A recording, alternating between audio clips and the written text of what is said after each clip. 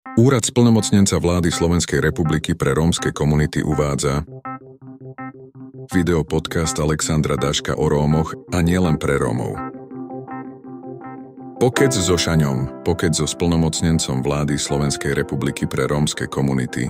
Ahojte priatelia, som rád, že po takom troška dlhšom čase sa zase ozývam, ale práca nečaká, naozaj tej práce my máme veľmi veľa. Toto bude taký kvázi posledný podcast do konca prázdnin, keďže každý má dovolenky a ja chcem oddychovať. A ďalší budeme riešiť až na jeseň, respektíve septembri. Čo vám chcem v tomto podcaste povedať? Len dve témy. Téma ohľadne čerpania eurofondov a našej dotačnej schémy a samozrejme významná spomienka na obete holokaustu, respektíve rómskeho holokaustu. Čo nového na úrade? Video podcast Alexandra Daška o Rómoch a nielen pre Rómov. Ako na začiatok? Na začiatok chcem povedať to, že sme konečne dali von dotačnú schému, kde boli schvaľované projekty. Bohužiaľ, nie všetci mohli byť šťastní prijímatelia, ale keďže nám prišlo projektov zhruba za necelých 5,8 milióna eur a my sme mali v budžete len 550 000, tak sme nemohli uspokojiť všetkých. Bohužiaľ, mňa to osobne mrzí, ja by som najradšej všetkým rozdal finančné prostriedky, aby mali na tie svoje potreby, ale bohužiaľ nedá sa to a veľmi ma to mrzí. Čo je radostná správa, že sme naozaj dali von výzvy, hlavne tieto naše integrované výzvy na vodu, kanál, cesty, na chodníky, na zberné dvory a tak ďalej. Aj pre 60-ku, pre tzv. 60-ku v rámci rozvojových tímov, ale aj mimo 60-ky pre samosprávy, ktoré sú v atlase rómskych komunít. Dňa 24. júla, čiže streda, bol deadline, kedy mohli posielať žiadosti v rámci integrovanej výzvy pre 60-ku, v rámci národného projektu rozvojové tímy. Predpokladám, že príde veľa žiadostí na jednotlivé tieto segmenty a čakáme aj mimo 60-ky, respektíve v rámci atlasu rómskych komunít, že príde strašne veľa a veľa žiadostí. Obávam sa jednej veci, a to sme aj očakávali, aj sme sa nejak tak obávali, že dopyt bude väčší, než máme financie, alebo koľko máme financií na účte. Verím tomu, že po stretnutiach a po komunikácii s Európskou komisiou, kde sme sa jasne dohodli, pokiaľ by nám finančné prostriedky už nestačili, aby sme ich munuli, vieme ich doplniť v jednotlivých tých opatreniach, ktoré budeme potrebovať. Nehovorím, že to budú miliardy, ale bude, dúfam, dostatok finančných prostriedkov, aby sme uspokojili dosť veľké množstvo samospráv. Uvidíme, ako pôjde druhé kolo integrovaných výziev. Ja si myslím, že my teraz budeme naozaj spracovať všetky žiadosti a už budeme len implementovať. Ja dúfam, že pôjde to rýchlo a dostanú tí naši ľudia alebo tí Rómovia v tých komunitách to, čo im patrí. A to je voda, kanalizácia, samozrejme bývanie.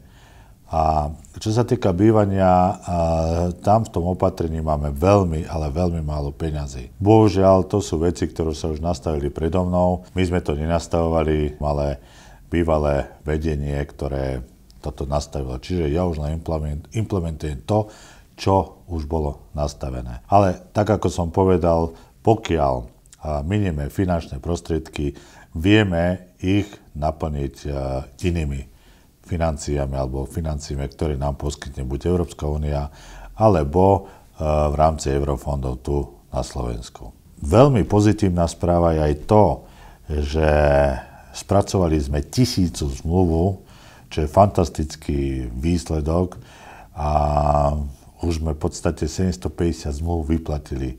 Ja musím naozaj veľmi poďakovať úradu a hlavne zamestnancom, ktorí sa o toho zaslúžili. Čiže držíme palce a dúfame, že takéto tempo ostane aj na ďalších 2-3 roky, takže nás čaká veľa roboty. Aktuálne témy. Video podcast Alexandra Daška o Rómoch a nielen pre Rómov. Keďže 2. augusta je deň holokaustu, je 80. výročie, náš úrad si pripomína toto výročie v Banskej Bystrici v dejisku Slovenského národného povstania, v Múzeu Slovenského národného povstania. Ideme si pripomínať naozaj hrôzy, ktoré nám priniesla druhá svetová vojna a hlavne fašizmus a nacizmus, ktorý sa v tej dobe rozmohol. Medzi obeťami, ktorými boli aj samotní Rómovia. Bolo ich zhruba okolo necelých 6 miliónov. Nehovorím len na Slovensku, ale na Slovensku bolo okolo 300 000, čo je veľké, naozaj veľké číslo. Pripomínam si to preto, aby sa to už v živote nikdy nestalo, aby nenastali takéto hrôzy len kvôli tomu, že vyzeráme ako vyzeráme. Toto nemôžeme dopustiť len preto, že si niekto myslí, že sme menej cenní ľudia. Nie, sme tak plnohodnotní ako aj ostatní. A musíme si to naozaj stále pripomínať, aby na to naozaj nikto nezabudol. V rámci 80. výročia holokaustu sa nám podarilo priniesť z Moskvy jednu veľkú výstavu do ruských Rómov, ktorí bojovali počas druhej svetovej vojny na pozíciách tankistov, výsadkárov, pechotincov, ale aj iných bojových pozícií, ktorí zastávali. Čo je zaujímavé, že tá výstava fotografií Rómov aj z divadla Romain, aj umelci, ktorí sa zúčastnili alebo ktorí bojovali počas druhej svetovej vojny. Oslobodzovali aj naše Československo. Rómovia, ktorí padli pri oslobodzovaní Československa a samozrejme niektorí, ktorí sa dostali aj do koncentračných táborov, keď ich zajeli Nemci. Čiže bude to naozaj veľmi zaujímavá, vôbec prvá výstava takáto v Európe. A bude to naozaj veľmi krásna, veľmi dojímavá výstava našich Rómov, ktorí bojovali počas druhej svetovej vojny. Najtežšie ich bude pozerať do tých očí, lebo v tých očiach vidíte to odhodlanie, že chcú byť slobodní. Výstava bude trvať od 2. augusta až do 2. septembra, respektíve celý mesiac, v Múzeu Slovenského národného povstania v Banskej Bystrici. Všetky vás srdečne pozývam na túto krásnu, nezabudnutelnú výstavu. Ja len dodám na záver, čo sa týka holokaustu, nech si historici menia svoje dejiny, nech ich nastavia ako potrebu. Len jedno určite nebudú vedieť zmeniť. To, že keby vyhral Hitler vojnu alebo nacistické Nemecko, dneska by som takto nesedel a nerozprával s vami. A ďakovať naozaj Červenej armáde, ako aj ostatným spojeneckým vojskám, že vyhrali tú druhú svetovú vojnu. Za to im veľká vďaka. Lúčim sa s vami a stretneme sa zase v septembri. Majte sa a užite si posledný mesiac prázdnin. Majte sa pekne, ahojte. Tento videopodcast pre vás v roku 2024 pripravil a vlastníkom autorských práv k dielu je Úrad splnomocnenca vlády Slovenskej republiky pre rómske komunity.